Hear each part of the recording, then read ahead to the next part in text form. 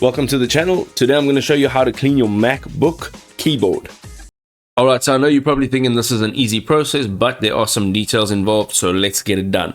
First of all, you need to power down and unplug your MacBook. Make sure that it is shut down and completely disconnected from all cables to prevent damage or accidental input during cleaning. Then you need to turn your MacBook upside down and gently shake to dislodge any crumbs, dust, and any other particles that are trapped in between your keys. You can also use compressed air, so you can hold your MacBook at about 75-degree angle and spray compressed air in short bursts from left to right across the keys.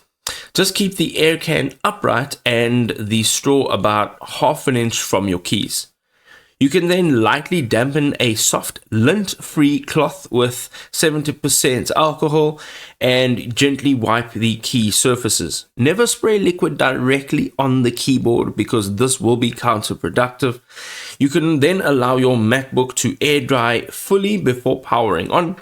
This will allow you to avoid any damages, avoid heat sources like hair dryers that could cause additional damage, and you should be good to go with your new cleaned MacBook keyboard.